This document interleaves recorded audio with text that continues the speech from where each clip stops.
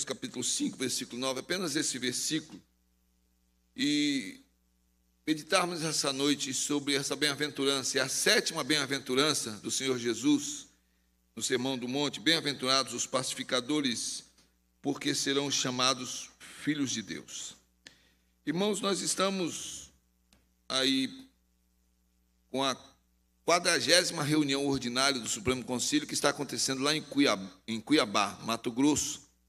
Viajaram para lá cerca de 1.400 representantes de igreja, pastores e presbíteros. Pastor João Paulo trabalha conosco aqui no Ministério Pastoral, foi um dos enviados pelo presbitério do Ceará, está representando o presbitério e, consequentemente, a nossa igreja. Outros irmãos também da região, enfim, de todo o Brasil, subiram lideranças para lá. E o pedido de oração é que nós intercedamos diante do Senhor por essa reunião, porque é uma reunião que está ocorrendo num contexto político. E esse contexto político envolve a igreja e acaba mexendo com a igreja. Em abril, a comissão executiva, que é a direção, é a liderança da igreja presbiteriana, se reuniu em Salvador. A igreja presbiteriana da Mangueira, que completou seu centenário, fez ali a celebração de ação de graças, e a comissão executiva, de uma forma extraordinária, reuniu-se ali naquele período, e ela recebeu muitos documentos, centenas de documentos, foram 212 documentos. Como é que funciona? As igrejas e presbitérios vão enviando documentos para a comissão executiva. A comissão executiva recebe esses documentos e ela pode ter resoluções em cima de assuntos que já foram legislados antes pela igreja, ou estão na Constituição da igreja, ou já são resultado de resoluções passadas, das reuniões do Supremo Concílio ou das comissões executivas. E há assuntos que ela não pode tratar. Então, o que ela faz? Ela encaminha para a reunião ordinária, que é esse tipo de reunião, onde há os representantes das igrejas que vão discutir, as várias comissões vão discutir a respeito desses assuntos. E um dos assuntos levantados foi, novamente, a posição política da igreja. Então, o documento que está questionando, pedindo uma posição da Igreja Presbiteriana no Brasil, ele foi enviado, é um documento interno da Igreja Presbiteriana. Mas não tem nada de segredo, a internet está aí, os delegados da igreja trocam informações, e isso foi parar no Estadão. E, novamente, a gente chama atenção para o que acontece com a mídia brasileira hoje. Eu não preciso ficar me repetindo aqui, né? Está gravado, assumo a responsabilidade do que eu falo. Existe a maior parte da mídia que é totalmente podre. Ela age em função de interesses econômicos, de finanças, de propaganda. E, por favor, crente, novamente eu peço, não caia nessa questão de ler uma notícia e já sair queimando o pneu por aí, já saindo alardeando. Este documento interno, que é uma proposta que sobe para o Supremo Concílio, foi parar na mão dessa mídia. E um pastor no Paraná, que tem uma igreja, que é pastor de uma igreja presbiteriana em Londrina e também em Curitiba, de púlpito, disse que apoia o presidente para a reeleição. Essa não é uma orientação para os pastores presbiterianos. Foi uma decisão particular do pastor. Então, o que foi que essa mídia podre fez? Já colocou que a Igreja Presbiteriana do Brasil abriu os púlpitos em apoio à reeleição do presidente. Isso não é verdade, viu? Está gravando aí? Não é verdade. Isso é uma mentira, mais uma mentira, né? Dentro de tantas narrativas que têm sido feitas para manipular o povo. É uma proposta interna de uma igreja que subiu para uma reunião ordinária e vai passar por uma avaliação. Qual é essa proposta? É uma proposta baseada em resolução de 1956, de que a Igreja Presbiteriana entende que o marxismo, o socialismo, o comunismo são contraditórios à fé cristã. Estudos e mais estudos, comissões e mais comissões, já chegaram a essa resolução lá em 56. Isso não foi revogado. Então, como hoje há uma abertura e há crentes que são de várias opções políticas, então houve um pedido de um posicionamento. E a comissão executiva não pode tomar essa posição, mandou para lá, e agora não sabemos se essa decisão será nessa reunião ou se vai ser nomeado, como deve ser, uma comissão, que às vezes passa 2, 3, 4 anos estudando, irmãos, de uma forma séria, para chegar a uma resolução, e aí então a igreja recebe, as igrejas recebem o resultado para cumprir, porque nós somos uma igreja federada, pertencemos à Igreja Presbiteriana do Brasil, estamos debaixo da jurisdição de uma Constituição que nós cumprimos e observamos. Então, todas as vezes que as igrejas e os pastores fazem realmente aquilo que deve ser feito, o resultado é comunhão, é crescimento, é unidade. Alguns pastores estão desobedecendo, e o pastor Roberto Brasileiro, que é o presidente atual do Supremo Concílio, até daqui a pouco, quando houver a eleição da mesa, que vai assumir a nova comissão executiva por 4 anos, então ele é a voz oficial, e ele então ocupou a voz oficial dizendo: a Igreja Presbiteriana não apoia nem candidato A e nem candidato B. A Igreja Presbiteriana continua orientando os seus pastores a irem para a frente no púlpito e orientarem a cidadania, que é o que nós temos feito aqui. Olhe para o seu partido, olhe para a ideologia do seu partido, olhe para a proposta, compare com os princípios cristãos da palavra, e aí você toma a sua decisão e seja responsável por aquilo que você está escolhendo. Essa é a posição da igreja hoje. Mas existe uma posição dizendo: há contradição entre a prática do marxismo, do socialismo e do comunismo com a fé cristã, provado pela palavra. Essa é uma posição da igreja, mas ninguém foi excluído, ninguém foi expulso. O documento está sendo discutido. Irmãos, é isso que eu tenho que esclarecer para a igreja.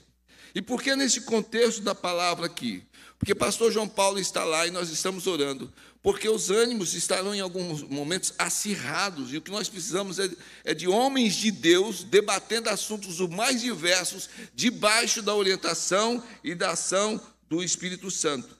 Nós temos ali 1.400 homens que vão ficar de 24 a 31 de julho, agora, durante essa semana, dentre eles os nossos pastores, os nossos presbíteros, debatendo e procurando em oração, e o nosso pedido a Deus é que haja paz e que as soluções que surjam, as conclusões, sejam debaixo da orientação do Espírito Santo, como foi na primeira reunião de presbitério, que é narrada lá em Atos capítulo 15, quando houve uma disputa muito grande entre os judeus convertidos, querendo que aqueles não judeus convertidos fizessem práticas do judaísmo, e a resolução final foi: pareceu bem a nós e ao Espírito Santo. E aí a solução está diante do povo de Deus.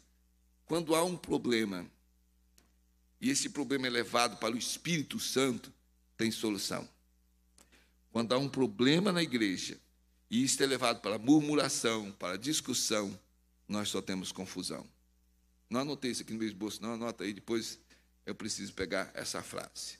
Quando nós temos problemas como igreja, e buscamos a orientação do Espírito Santo, nós encontramos solução. Quando temos problemas na igreja, e vamos pelo caminho da murmuração, da discussão, nós só temos confusão. E o mundo, irmãos, precisa de paz. O mundo anseia pela paz, porque nós ainda temos muitos que andam pela filosofia de quanto pior, melhor. Então, são pessoas que se envolvem em discussões baseadas, muitas vezes, em boatos. Você já pensou, seu irmão, perder a comunhão com você por causa de política, por causa de futebol, ou por causa de outros assuntos, às vezes discussão de família? Você já imagina o que é isso dentro da igreja do Senhor Jesus? Porque o mundo já vive nessa confusão. E quando alguém é convertido e vem para a igreja, ele espera encontrar um ambiente diferente. Porque o ambiente mundano é de competição, é de mentira, é de traição, é de blefe, é de tudo aquilo que vem próprio do mundanismo. Mas isso, quando chega na vida do convertido, tem uma transformação. O mundo passa por conflitos que são vividos desde dentro de uma casa até embate entre grandes nações, porque o ser humano caído, ele não tem a graça do Senhor Deus, e a nossa oração deve ser essa: Deus, faça da nossa igreja um instrumento de evangelização que leve a mensagem da paz que nós só podemos encontrar em Cristo Jesus. A igreja de Cristo Jesus existe para anunciar o evangelho da salvação e os princípios do reino de Deus. Por isso eu preciso ser muito sério com relação às minhas escolhas. Não é somente política, é em tudo. Eu tenho os princípios do reino. E eu pego, então, uma ideologia, uma filosofia, um curso, uma profissão, seja o que for, e eu, então, pego isso e aproximo para ver se há uma conformidade com esses princípios. Se não há, eu preciso ouvir o Espírito Santo falando lá em Apocalipse: sai do meio dela, povo meu. O reino de Deus, ele é anunciado pela igreja do Senhor Jesus. O apóstolo Paulo, aos Romanos, no capítulo 14, versículo 17, escreveu: porque o reino de Deus não é comida nem bebida, mas justiça e paz e alegria no Espírito Santo. É por isso que nós estamos desafiando a igreja para as vigílias e para os jejuns. Até a Assembleia de Escolha de Presbíteros e Diáconos, nós teremos aí, eu creio que 3 conclamações dos jejuns, e também tem orientação no site para os jejuns, tem aí quem não tem computador, tem na secretaria, tem nos murais. A orientação são jejuns individuais, jejum como família, jejum parcial, jejum total. As orientações que nós temos baseados na palavra, porque nós queremos ouvir a voz do Espírito Santo. Então, em meio a toda esta loucura que o mundo está, vamos falar do nosso país, em meio a essa loucura que o país está. Você acessa o YouTube, você acessa qualquer mídia, irmãos, você não tem o valor da verdade nessas coisas, e eu não estou dizendo de um lado ou de outro, todos mentem, porque há um interesse por trás de tudo isto. Então, no meio de tudo isso, a igreja precisa de crentes que sejam instrumentos de pacificação. É sobre isso que nós vamos ver hoje à noite aqui, nesse versículo. Nós já conhecemos o Sermão do Monte, Mateus capítulo 5, 6 e 7. Esse discurso do Senhor Jesus foi compilado por Mateus, e alguns intérpretes realmente creem que Jesus esteve ao pé do monte e fez um sermão que, se você vai ler ou coloca um áudio, é um sermão de 15 a 20 minutos, é um sermão completo, onde o Senhor Jesus coloca a plataforma do governo dele. Ele é o Rei dos Reis. Ele veio anunciar a salvação, sofreu, foi crucificado, morreu, foi para junto do Pai, e ele volta agora como rei para julgar. É o Rei dos Reis. E o seu governo está sobre a terra. Lucas, dizem alguns, o Evangelho de Lucas, ele fazendo a pesquisa, então ele diluiu durante o Evangelho, ele esparramou durante o Evangelho os ensinos que nós temos em Mateus 5, 6 e 7. E o que nós temos de interessante é que Jesus está diante de uma multidão. Ele fala, a multidão está ouvindo, mas o seu foco são os seus discípulos. Ele está ensinando aos seus discípulos, porque eles, mais tarde, depois que ele fosse ao céu, iriam expandir pelo mundo afora esses princípios. Então era preciso que esses princípios estivessem encarnados nos discípulos, que fossem vividos de fato.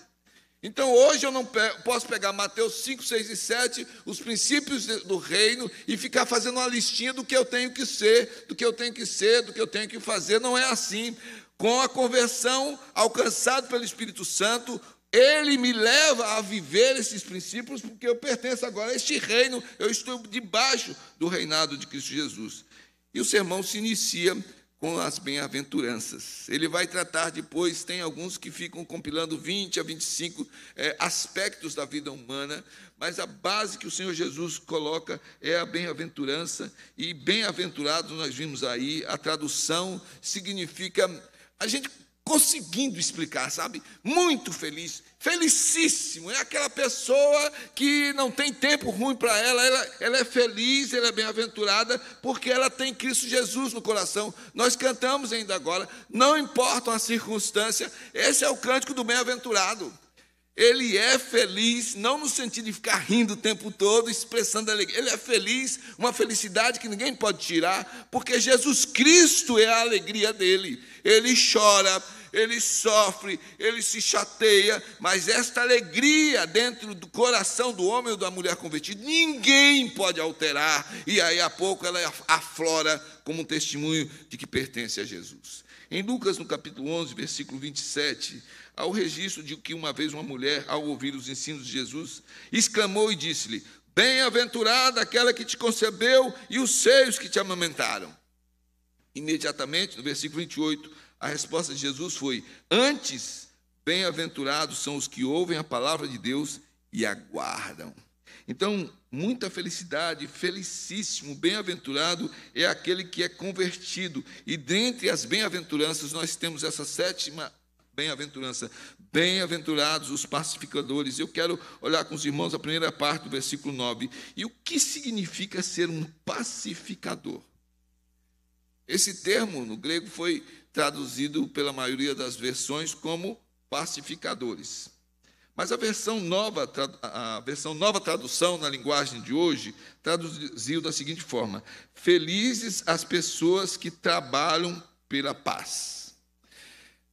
Mais uma vez, o Senhor Jesus usa uma expressão no Sermão do Monte, agora começando, é a base, mas para ser interpretado de uma forma diferente. Ele não se refere aqui, pacificador nesse sentido, não é aquela pessoa pacifista no sentido mundano, é aquele que tenta colocar uma paz, mas sem mexer com valores. Ele não lida com pecado, ele quer paz. Não importa se a pessoa está no pecado ou não, ele está ali para promover a paz. O sentido dessa palavra, traduzida ao pé da letra, vem da junção de um adjetivo, paz, somada com o verbo fazer. Então, é um fazedor de paz.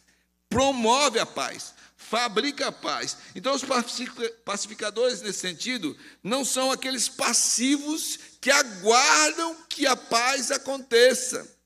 Sabe aquele negócio que você vai tratar com conflito, chega para a pessoa diz assim, não vamos mexer com isso, não. Eu sou de paz. Sou de paz. Deixa isso aí, que isso com o tempo se resolve. Pacificador não se aplica nesse sentido. Eles tomam a iniciativa e se esforçam para que a paz seja demonstrada, seja vivida, porque aquele que busca fazer a paz, ele busca a reconciliação num ambiente ou em vidas que foram desequilibradas e partidas. O pacificador, ele fica incomodado com a situação quando ele vê que há algo que está perturbando relacionamentos. Irmãos, o Senhor Jesus está aqui falando com os seus discípulos, porque ele sabia que ali no meio dos seus discípulos tinha ânimos mais ou menos assim, Jesus, vamos clamar e cai fogo logo de uma vez, já vai destruir essa aldeia. Ele sabia que ele tinha entre os seus discípulos alguém que estava pronto para puxar a espada e cortar a orelha de alguém e tomar uma atitude. Ele sabia que entre os seus discípulos havia muitas vezes aquele nhenhenhen, aquele mimimi, de quem seria o maior, de quem seria o importante. E se Jesus assumisse o reinado de Israel, quem é que iria ficar à sua direita e à sua esquerda? Ele sabia que as famílias estavam envolvidas, sabia que uma mãezinha ia chegar para ele, Jesus, os meus filhos são demais. Ô bichinhos. Então, conceda, Senhor, que no teu reino, não quero muita coisa, mas eles são diferentes dos outros. Eu criei eles, um precisa ficar à sua direita e o outro à esquerda. Jesus sabia de tudo isso. Ele trabalha a mentalidade dos seus discípulos, porque a pacificação é uma ação do Espírito Santo através do convertido. E eu quero ser radical aqui, no sentido de entender isso. O não convertido, irmãos, ele não é um pacificador. Nesse sentido, não. Mas, às vezes, presta atenção, às vezes, há descrentes que têm atitudes melhores do que alguns crentes, que querem briga, que querem disputa. O que o Senhor Jesus está fazendo aqui é que os seus discípulos fossem doutrinados, discipulados pela visão divina de que o nosso Deus é o Deus de paz. Porque quando Deus criou todas as coisas, Ele criou de uma forma equilibrada, reinava a harmonia. Satanás é que é o grande inimigo da harmonia.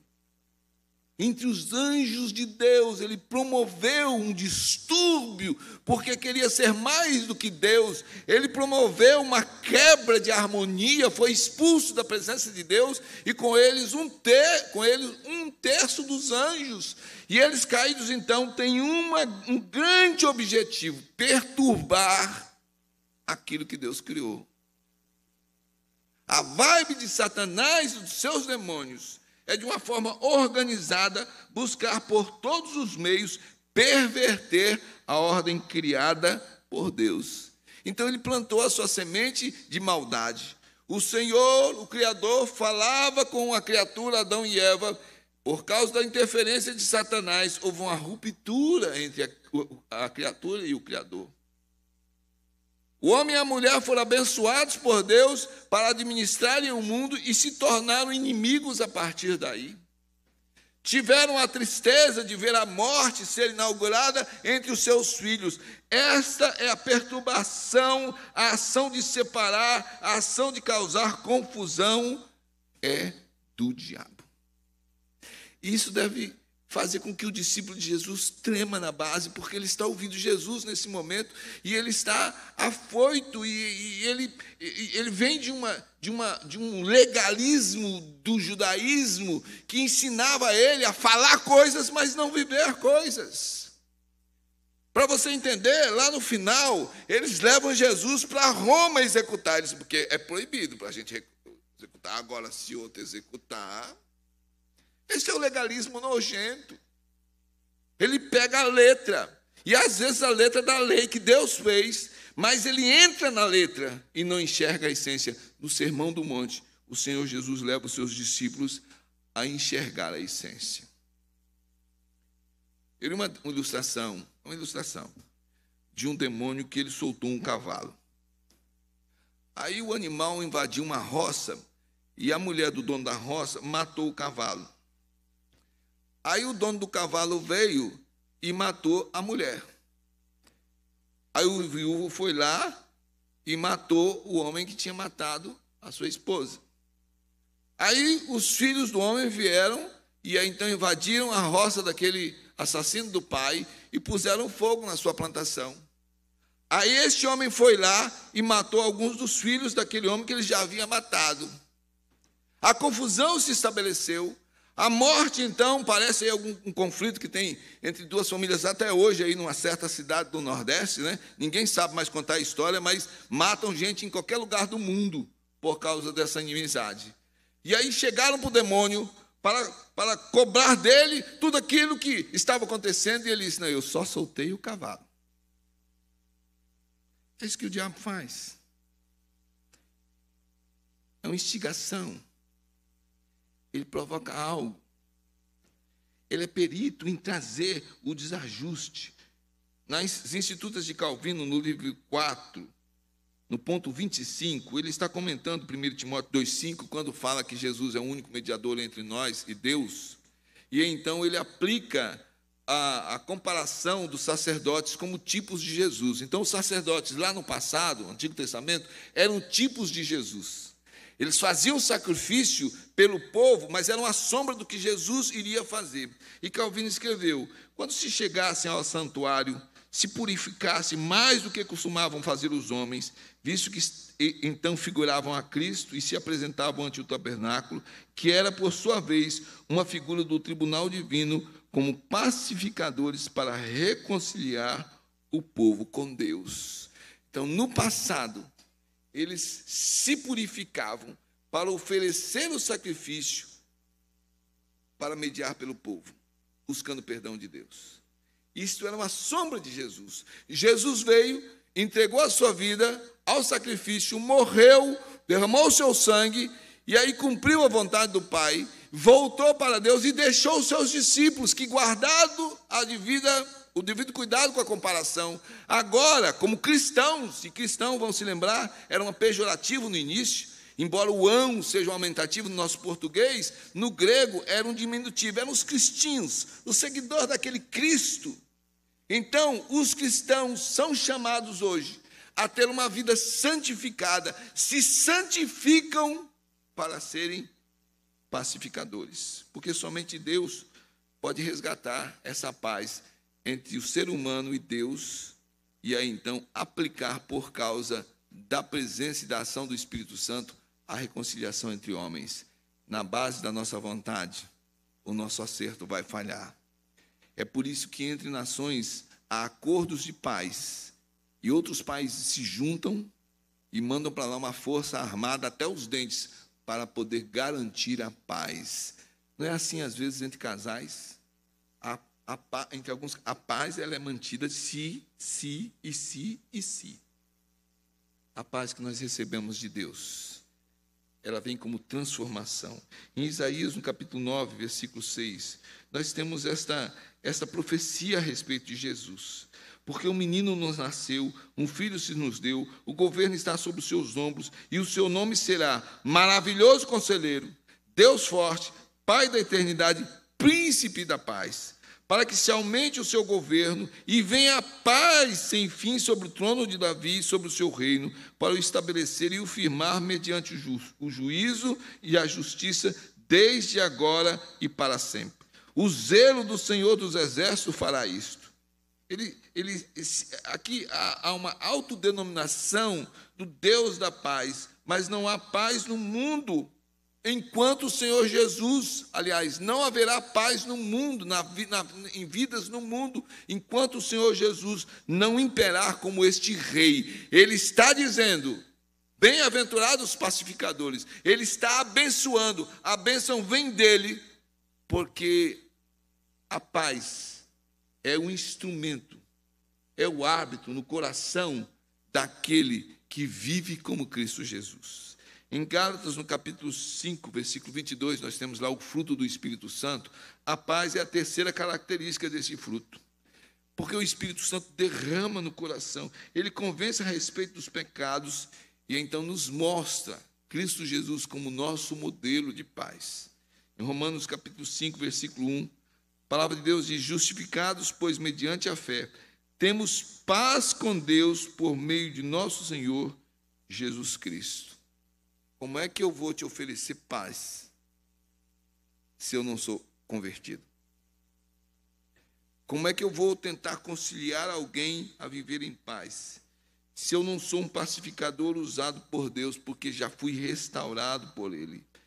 É um instrumento que vai endireitar o caminho que está partido. Então, o pacificador é diferente daquele que vive semeando discórdias,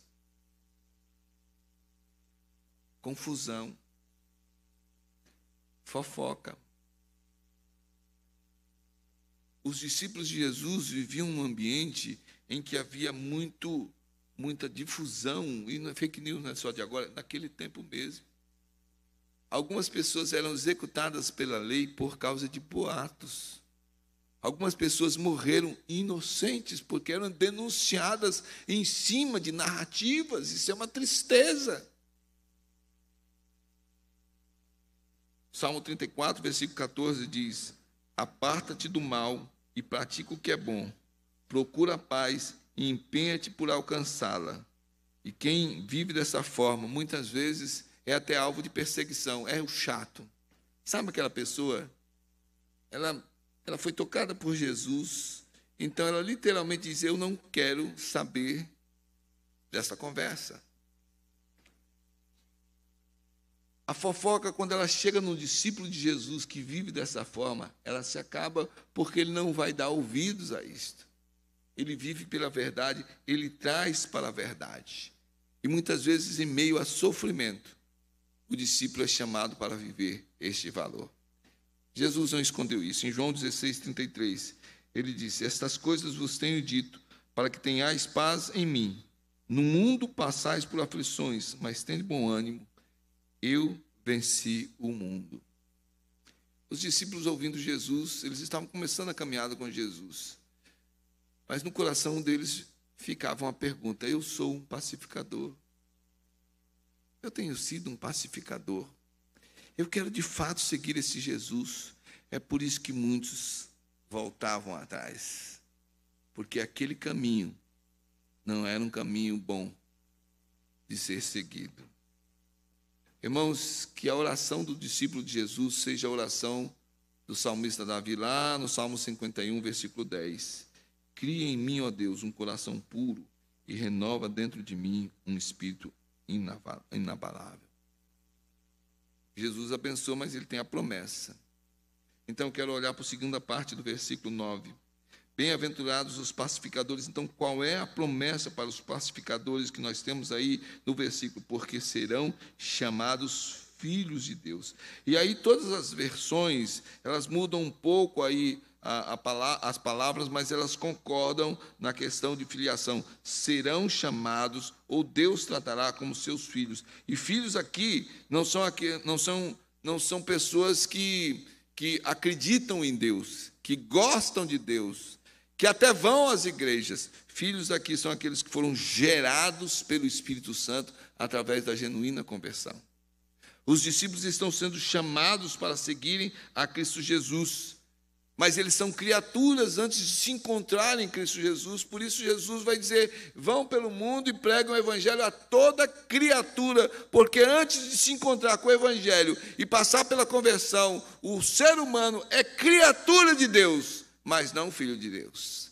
A conversa torta que surgiu e uma teologia deformada que diz que todos nós somos filhos de Deus, que todos os caminhos levam a Deus, que não importa, no final Deus vai abraçar todo mundo, é algo que não encontra respaldo na palavra de Deus, porque filho de Deus, filha de Deus, é aquele que confessa Jesus como seu Salvador, admite que é pecador, confessa os seus pecados, se arrepende e produz frutos dignos desse arrependimento. A nossa confissão de fé de Westminster, no capítulo 12, fala da adoção no ponto 1, da seguinte forma: todos os que são justificados é Deus servido em seu único Filho Jesus Cristo e por ele fazer participante da graça da adoção. Por essa graça eles são recebidos no número dos filhos de Deus e gozam a liberdade e privilégios deles. Têm sobre si o nome deles, recebem o espírito de adoção, têm acesso com confiança ao trono da graça e são habilitados a clamar: Abba, Pai. A tradução aqui é paizinho, papai. No Antigo Testamento não se pronunciava o nome de Deus. O Senhor Jesus vem e ele não contraria, o que ele faz é aproximar Deus. E é por isso que hoje nós podemos até cantar Jeová. É o Jeová, é o Jeová, que para nós, no relacionamento de pai com filho, é o Abba, é o paizinho, é o papai. São tratados com comiseração, protegidos, providos e por ele corrigidos, como por um pai. Nunca, porém, abandonados, mas selados para o dia da redenção, e herdam as promessas como herdeiros da eterna salvação. Então, o Senhor Deus, através de Cristo Jesus, nos adota como filhos e filhas. E de inimigos da cruz, passamos a ser pregadores da cruz. Em que de filhos das trevas, somos transformados em filhos da luz. E deixamos a condição de caídos debaixo da linha do pecado, para vivermos agora debaixo da graça de Deus, que alcança todo e qualquer pecador, em qualquer lugar do mundo, e lhe garante a salvação, por ser Jesus confessado como seu único e verdadeiro Salvador. Em João, no capítulo 1, versículo 12 e 13, nós lemos: mas a todos quantos o receberam, está se referindo a Jesus, mas a todos quantos receberam Jesus, então, deu-lhes o poder de serem feitos filhos de Deus, a saber, aos que creem no seu nome, os quais não nasceram do sangue, nem da vontade da carne, nem da vontade do homem, mas de Deus. É o poder da transformação. E então, quando nós encontramos este ensino, precisamos entender que Deus não é o nosso pai adotivo. Nós somos adotados em Cristo Jesus, porque Cristo Jesus é o único que foi eternamente gerado pelo Pai e o Espírito Santo. Todos nós, então, nascemos porque Deus nos formou a sua imagem e semelhança, mas gerado por Deus o Pai, somente Cristo Jesus. Ele se torna, então, nosso irmão mais velho, como Hebreus diz. E então nós somos adotados por causa do sangue dele. Nós temos o sangue de Cristo Jesus. Deus não é o nosso pai adotivo. Ele é nosso pai verdadeiro, porque nós nos tornamos co-herdeiros com Jesus Cristo da graça, de todos os tesouros garantidos por Deus. Nossa é a vida eterna de comunhão com o Senhor. Para a sua igreja, Deus abre os portais de todas as suas riquezas, de glória e majestade, e compartilha conosco. Irmãos, isso deve mexer com o coração do discípulo. Ele não vai ser pacificador para ser bonzinho, para mostrar serviço, para alguém ver. Ele vai ser o pacificador porque Deus é o dono da vida dele e ele tem garantido as promessas de filho de Deus. Sabe quando eu oriento alguém que vai adotar ou que já adotou uma criança? Eu chamo a atenção porque às vezes eu ouço mais ou menos uma apresentação assim. Esse aqui é meu filho adotivo. Depois, quando eu tenho chance, não fala mais isso, porque você já adotou, é seu filho. Está debaixo da lei, é seu herdeiro, pertence a você. Você não precisa falar, ó, é meu filho, mas é minha filha, mas é adotivo. Olha, eu tenho aquilo ali que é meu, aquilo ali é meu, mas aquilo ali é adotivo. Filho adotado se tornou filho de fato. E é o que acontece conosco.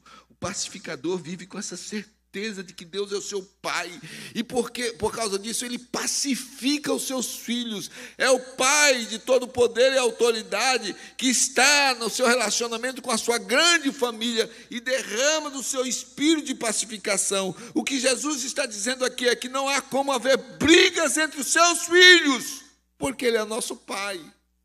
Porque o filho dele, o nosso irmão mais velho, Cristo Jesus, morreu para restaurar a nossa relação de comunhão com ele, o Pai, entre nós. Irmãos, é incoerente para um discípulo de Jesus, presta atenção no que eu vou dizer. Se é incoerente para um discípulo de Jesus ter amizade sincera, uma comunhão com aquele que não é filho de Deus, é incoerência tamanha que entre os filhos de Deus existe inimizade. Se eu não posso cultivar um amor pelo mundo, eu não posso cultivar um ódio pelo meu irmão. E nós estamos falando aqui, vamos falar de novo, de diferenças. Política, futebol, jeito de ver a vida, diferenças. E vai do casal, vai dos pais para com os filhos, os irmãos, diferenças que são discutidas, onde há espaço para um ouvir, o outro falar, e a busca de uma solução. O que o Senhor faz aqui é nos levar à posição de dizer que a grande bronca era a ruptura da humanidade pecadora com ele por causa do pecado. E o grande lance é a restauração dele, que busca, traz e diz, são meus filhos. Miqueias, capítulo 7, versículo 18, a parte B do versículo 18 e o versículo 19, diz, o Senhor não retém a sua ira para sempre, porque tem prazer na misericórdia. Tornará a ter compaixão de nós, pisará aos pés as nossas iniquidades e lançará todos os nossos pecados nas profundezas do mar. Eu deveria ter estudado isso aqui, esqueci. Vou anotar aqui para um próximo esboço. Qual é a maior profundidade conhecida hoje pelo ser humano do mar? Hoje, com toda a tecnologia. Então você pensa e depois você pesquisa. Qual seria a maior profundidade do mar hoje, com a nossa tecnologia? Nesse tempo que o profeta escreveu, qual era a profundidade conhecida? A ideia aqui não é que está esquecido, mas está de uma vez por todas enterrado profundamente. Não se vai lá.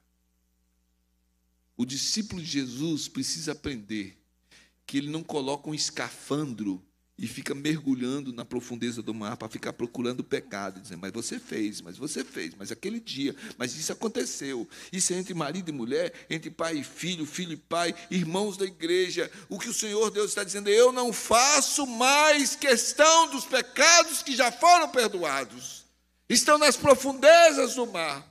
E é por isso, então, que a bênção que eu dou para vocês são meus filhos. Confessaram, foram muitas vezes disciplinados, mas Deus receberá os pacificadores como seus filhos, porque eles foram lavados e purificados no sangue de Cristo Jesus e foram gerados para viver de uma nova forma, e é por isso que nós vamos entender em outros momentos do sermão, apanha de um lado, dá o outro lado, vai andar uma milha, anda uma segunda milha, tem que entregar a capa, vai também a túnica. Não é para ser bonzinho, é porque algo extraordinário aconteceu na vida interior. E agora a pessoa anda com toda essa certeza de que anda como Cristo andou. Gálatas capítulo 4, versículos 6 e 7. O apóstolo Paulo escreve, e porque vós sois filhos, enviou Deus ao nosso coração o Espírito de seu Filho que clama, Abba, Pai. De sorte que já não és escravo, porém filho, e sendo filho também herdeiro por Deus. A palavra não se contradiz. Hoje de manhã o pastor João Paulo pregou em Timóteo e disse que a identificação de Paulo e Timóteo e os demais apóstolos eram servos, escravos, irmãos, no sentido de servir a Jesus como rei, a Deus como nosso Senhor. Nós somos servos, nós não temos nada, nós queremos servi-lo porque nós fomos criados para isso, mas no relacionamento é o servo que é tido como filho, é tratado como filho. Nós podemos nos sentar à mesa com o nosso Senhor e participar da sua abastança. E podemos ter, naquele momento, o congraçamento da presença do Senhor Jesus. O Senhor Jesus disse em João, capítulo 14, versículo 27, deixo-vos a paz, a minha paz vos dou. Não vou lá dou, como o mundo a dá. Não se turbe o vosso coração, nem se atemorize. Há uma promessa para aquele que é bem-aventurado como pacificador. É meu filho. Nós temos 3 filhos, eu e Elaine.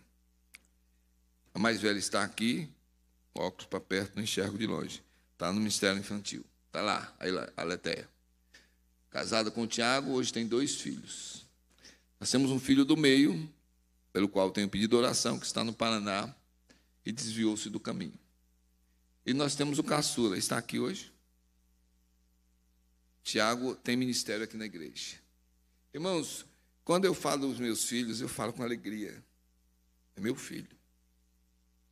E quando faz uma coisa boa, aí que a gente fala, meu filho. Deus se alegra com seus filhos. No trono de glória, diante dos anjos que estão adorando, através de Cristo Jesus, ele diz, é o meu filho. Pode aparecer o diabo para acusar, como fez com Jó. E Deus diz, eu sei o que ele está fazendo. É meu filho. No momento, muitas vezes, de perseguição, tortura e execução, em que alguns dos nossos irmãos em países que têm perseguido o Evangelho por causa do governo que odeia a Deus, a palavra e os princípios do reino, aqueles irmãos e irmãs que estão morrendo, morrem com alegria no coração. Outro dia vi um que ia ser enforcado e ele marchava como quem ia receber um prêmio de Deus. E isso não era fake news, porque a agência missionária confirmou. Deus está dizendo, é o meu filho.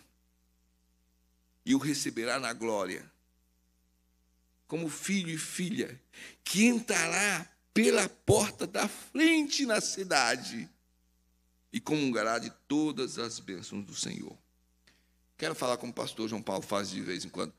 Quero concluir fazendo aplicação. Porque eu faço aplicação, às vezes não falo, né? É uma aplicação. E a primeira aplicação, eu vou usar a minha vida, né, para não falar você, né? A primeira aplicação é, eu preciso ser um pacificador. Eu preciso olhar para a palavra de Deus e entender que a paz é o sinal da presença do Senhor Deus. Irmãos, olha que palavra preciosa está no Salmo 85, versículo 7 a 13. Eu estou concluindo aqui. Sabe, eu orar diante do Senhor, porque eu sou de briga. Sabe, a carnalidade fica, sabe, morrer cada vez mais para o pecado e a carnalidade e viver cada vez mais para a retidão. É uma luta na nossa vida espiritual, e o apóstolo Paulo fala sobre isso. E eu preciso crescer na comunhão com Deus, na comunhão com a palavra, na vida de oração. Porque quando surge uma situação, a minha carnalidade, deixa eu dar uma opinião, faz papel de bobo não. Deus levou. Eu devolvo na mesma moeda. Essa é a minha carnalidade. Ei, me escuta aqui, me escuta aqui. E a minha oração é que eu morra cada vez mais para o pecado, Senhor. E viva cada vez mais para a retidão. Para que eu seja um pacificador.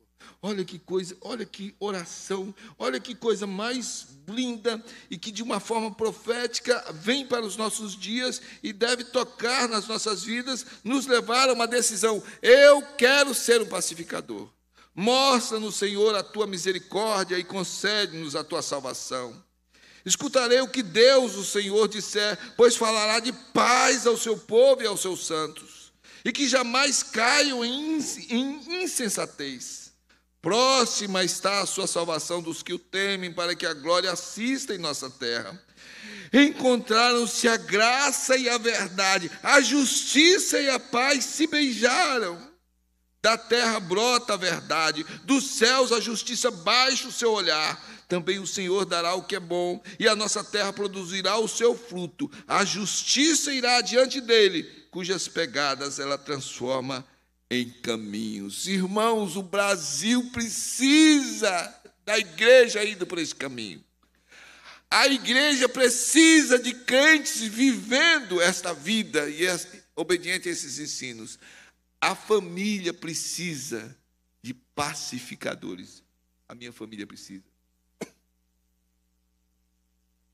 Eu preciso ser um pacificador. Segundo, eu preciso saber como agir sendo um pacificador. Assumindo uma posição de não incitar a discórdia, de não tomar partidos em alguns momentos, mas buscar pela verdade. Porque o finalzinho do Sermão do Monte está lá em Mateus capítulo 7, versículos 24 a 27. Como é que eu vou ser um pacificador?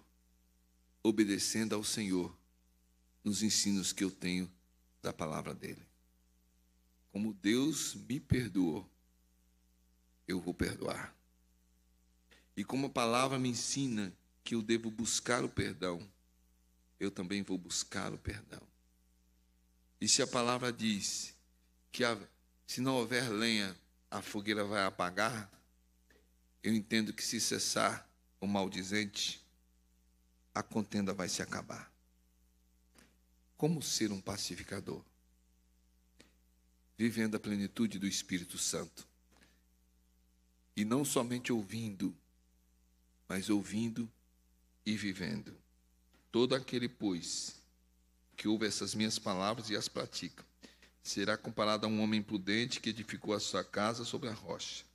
E caiu a chuva, transbordaram os rios, sopraram os ventos, e deram com ímpeto contra aquela casa que não caiu, porque fora edificada sobre a rocha.